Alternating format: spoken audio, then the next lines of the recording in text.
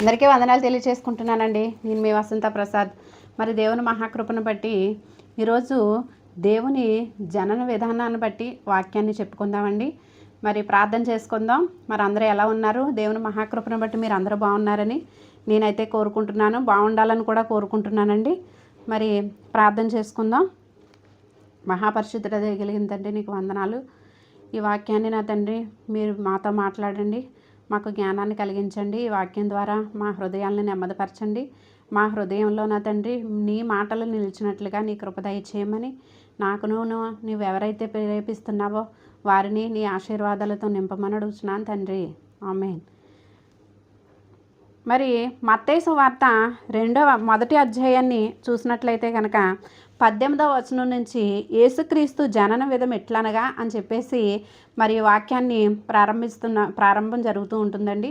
యేసుక్రీస్తు జననాన్ని గురించి మనకి వాక్యం బోధిస్తుంది. యేసుక్రీస్తు జనన విధం ఎట్లనగా, ఆయన తల్లి అయిన మరియా యోసేపునకు ప్రదానము చేయబడిన తరువాత వారేకము కాక మునుపు ఆమె పరిశుద్ధాత్మ వలన గర్భవతిగా ఉండెను. అంటే యోసేపు చేత మరియకు ప్రదానం చేయబడిన తర్వాత, ప్రదానం అయిపోయిన తర్వాత కన్యగా ఉన్నటువంటి ఈ మరియను పరిశుద్ధాత్మ వలన గర్భవతి అయింది. ఆమె భర్త అయిన యోసేపు నీతిమంతుడయ్యుండి ఆమెను అవమానపరచనొల్లక రహస్యముగా ఆమెను విడనాడ ఉద్దేశించెను. ఎందుకంటే ఆమెను అవమానపరచకుండా ఉండాలంటే ఇక్కడ రాస్తున్నారు. వాక్యమును ఏమని చెప్తుందంటే, ఆమె భర్త అయిన యోసేపు అంటే ప్రధానం ఎప్పుడైతే అయిందో, మరి ఆయన మరియకు యోసేపు భర్త అయి ఉన్నాడు కాబట్టి ఆమె భర్త అయిన యోసేపు నీతిమంతుడు అని వ్రాయబడి ఉంది. అంటే మరియా పరిశుద్ధాత్మతో నిండుకుంది. ఆమె కూడా పరిశుద్ధమైనది. మరి యోసేపు కూడా నీతిమంతుడు కాబట్టి నీతిమంతుడిని మరియకు ప్రదానం దేవుడు చేయించి, మరి వారిని మరి యొక్క నీతిని, యోసేపు గారి యొక్క నీతిని మరి ఇరువురు కూడా ఈ లోకపరంగా అతనికి మరి తల్లిదండ్రులుగా ఈ తల్లి అయిన మరియకు భర్త అయి ఉన్నాడు కాబట్టి మరి అతను కూడా నీతిమంతుడు కాబట్టి ప్రభు ఏం చేశాడంటే వారిద్దరికి ముందు ప్రదానం చేయించాడు తండ్రి అయిన దేవుడు. తర్వాత యోసేపుకి ఏం కలుగుతుందంటే, ఆయన ఎంత నీతిగా ఉన్నా రహస్యంగా ఆమెను ఎలా విడిచిపెట్టేద్దామా అని చెప్పేసి అనే ఉద్దేశాన్ని కలిగి ఉన్నాడు. దేవుడు ఏం చేస్తాడంటే, మనకి ఏ తలంపు కలుగుద్దో, మనం ఎలా ఉంటామో, మన తలంపులు ఏంటో, మనం ఏం చేయడానికి మన ఉద్దేశాన్ని కలిగి ఉంటామో ఇవన్నీ కూడా దేవుడికి తెలుసు. కాబట్టి ఎప్పుడైతే యోసేపు ఇలా ఉద్దేశాన్ని కలిగి ఉన్నాడో, అతడు ఈ సంగతులను గురించి ఎప్పుడైతే ఆలోచిస్తున్నాడో అతనికి ఏంటంటే, ఇదిగో ఇది ప్రభువు దూత అతనికి వెంటనే ప్రత్యక్షమైందండి. స్వప్నంలో ప్రత్యక్షమయ్యి, దావీదు కుమారుడు అయిన యోసేపు, నీ భార్య అయిన మరియను చేర్చుకొనుటకు నువ్వు భయపడకు. ఎందుకంటే దావీదు కుమారుడు అయిన యోసేపు, నీ భార్యను చేర్చుకోవడానికి నువ్వు భయపడకు. ఎప్పుడైతే మరి లోకానికి జడిచి యోసేపు ఈ లోకపరంగా ఏమనుకుంటారో ఏంటో అని చెప్పేసి లోకాన్ని బట్టి భయపడుతున్న యోసేపుని, నిజంగా యోసేపు అవినీతిపరుడైతే మరి నిజంగానే ఈ లోకానికి పూర్తిగా భయపడదును, మరియని అవమానపరచును. దేవుడు ఏంటంటే మరి ఒక యవ్వనస్త్రాలని వాడుకుని పరిశుద్ధాత్మతో గర్భాన్ని ధరింపచేసేలాగా చేశాడు దేవుడు. కానీ ఆ యవ్వన కాలంలో ఉన్న ఆ పరిశుద్ధమైన స్త్రీ ఈ లోకమందు కూడా ఏంటంటే కనుక అవమానం నల్లకుండా ఉండాలి కాబట్టి యోసేపు గారిని మరి ఆమెకు భర్తగా ప్రదానం చేయించారండి. మరి ఆమె గర్భము ధరించింది పరిశుద్ధాత్మ వల్లనే కలిగింది అని చెప్పేసి ప్రభుదూత ఏంటంటే యోసేపు గారికి చెప్తుంది. మరి మరి ఆలోచనలో పడి ఉన్నాడు కాబట్టి యోసేపు మరి ఆమె గర్భము అదేమి తప్పుడు గర్భం కాదు, పరిశుద్ధాత్మ వలన ఆమెకు కలిగింది. ఆమె ఒక కుమారుడు కని తన ప్రజలను వారి పాపం నుండి ఆయనే రక్షిస్తాడు కనుక ఆయనకు యేసు అని పేరు పెట్టుదు అనెను. ఎప్పుడు ఆయన జన్మిస్తాడు ఈ లోకానికి, అతనికి యేసు అని పేరు పెడతాము. ఈ లోకంలో ఉన్న ప్రతి ఒక్కరిని రక్షించి వారిని పాపాల నుండి రక్షించేవాడు ఆయనే అని చెప్పి, ఇదిగో కన్యక గర్భవతి కుమారుని కనును, ఆయనకు ఇమ్మానుయేలు అని పేరు పెట్టుదు అని ప్రభువు తన ప్రవక్త ద్వారా పలికిన మాట నెరవేరునట్లు ఇదంతయు జరుగును. ఇమ్మానుయేలు అను పేరునకు భాషాంతరము దేవుడు అని తోడని, దేవుడు మనకు తోడని అర్థం.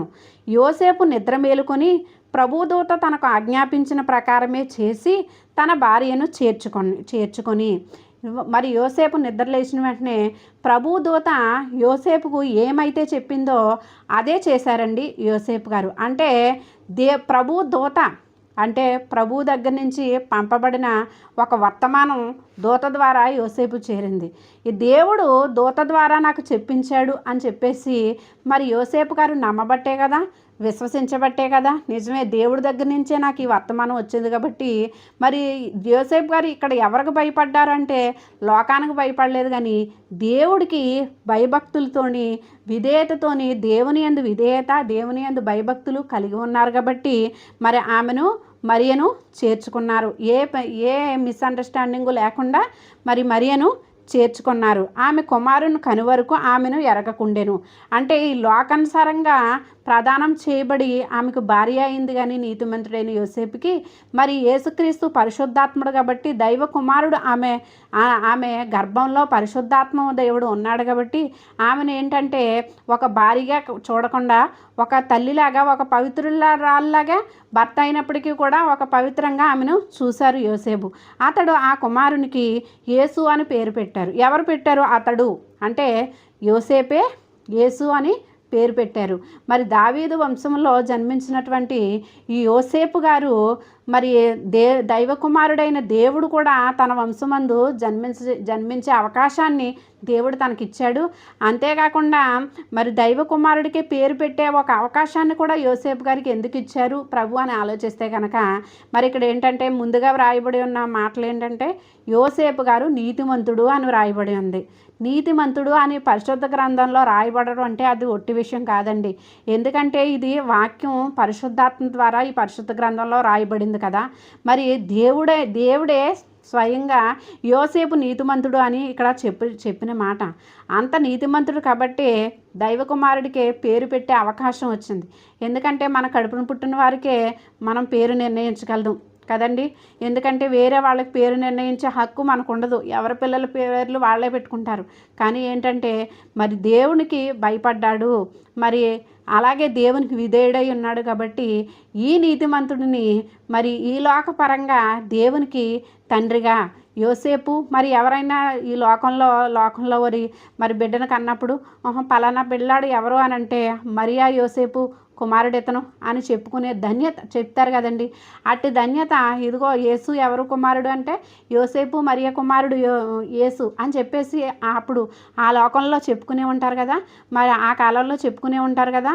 అలా ఏంటంటే మరి ప్రభువుకి తల్లి అని తండ్రి అని మరి అనిపించుకునే యోగ్యత, ఈ లోకపరంగా అనిపించుకునే యోగ్యత యోసేపుకి దక్కిందంటే కారణం ఏంటంటే అతనిలో ఉన్న నీతి, దేవునికి అతను భయపడే గుణం. మరి అలా ఏంటంటే మనకు కూడా ఎన్నో వాక్యాలు దేవుని సేవకుల ద్వారా మనకు వినిపిస్తూ ఉన్నప్పుడు దేవుని మాటలు మనం శ్రద్ధగా విని నిజమే ఈ వాక్యం మనకు చెప్తున్నారు అని అంటే, దేవుడు మనకు చెప్పిస్తున్నాడు అని అంటే ఖచ్చితంగా మనం ఇది విని పాటించేలా ఉండాలి కదా అని చెప్పేసి మరి ఆలోచన చేసే విధంగా మనం అందరం ఉండాలని మరి ఆలోచన చేసి ఉండి దేవుణ్ణి మహింపరచాలి. అలా ఏంటంటే అప్పుడు మనకి దేవుడు ఎన్నో అవకాశాలు ఇచ్చి నా బిడ్డ నేను చెప్పిన మాటను మరి పాటిస్తుంది, ఆ విధంగా భక్తి శ్రద్ధలతో నడుచుకుంటుంది అని చెప్పేసి దేవుడు మన యందు సంతోషాన్ని కలిగి ఉంటాడు. దేవుడు మన యందు సంతోషించే విధంగా ఉంటే దేవుని యందు మనం ఎప్పుడూ సంతోషిస్తాం. మన జీవితకాలం అంతా దేవుని యందు సంతోషిస్తూనే ఉంటాం. కానీ మన యందు దేవుడు సంతోషించే విధంగా ఉండాలి అని అంటే కనుక ఆయనకి ఇష్టమో ఏది ఇష్టమో అది చేయాలి. ఆయన మాటలు నా యందు మీరును మీ యందు నేను నిలిచి ఉండాలంటే నా మాటలు మీ యందు నిలిచి ఉంటే మీకు ఏది ఇష్టమో అడగండి అని కూడా ప్రభు చెప్తారండి. అలా ఏంటంటే మరి యోహాను సువార్తలో ఆ రీతిగా దేవుడు మాట్లాడారు. అలా ప్రభు మన యందు నిలిచి ఉండేలాగా దేవుని మహిమ మనం ప్రచురించగలిగితే, ఆయన్ను గణపరచగలిగితే, మనం ఆయన మాటలు మనలో నిలిచి ఉంటే మనం ఏది ఇష్టమని అడిగినా దేవుడు మనకు దయచేస్తాడండి. మెయిన్ ఏంటంటే మరి ఈ యోసేపు నీతిమంతుడై ఉన్నాడు కాబట్టి, దేవుని మాటకు విధేయుడై ఉన్నాడు కాబట్టి మరి ఇంత గౌరవం లేకపోతే ఇంత పరిశుద్ధ గ్రంథంలో ఇప్పటికీ కూడా యోసేపు గారిని మనం తలుచుకునే విధంగా దేవుడు చేశాడంటే ఇది దేవుని మహిమ, ఇది దేవుని ప్రేమ, ఇది దేవుని వాత్సల్యత. మరి ఇలాగా మరి దేవుని మాటకు భయపడే విధంగా, దేవుని మాటను నిర్లక్ష్యం పెట్టకుండా మనం పాటించే విధంగా మనం అందరం ఉండాలని నేనైతే హృదయపూర్వకంగా కోరుకుంటున్నానండి. మరి అందరికీ వందనాలు తెలియచేసుకుంటున్నాను. ఈ కొద్ది మాటలు దేవుడు మీ వినికిడిలో నా వినికిడిలో ఫలింపచేయునుగాక. ఆమేన్.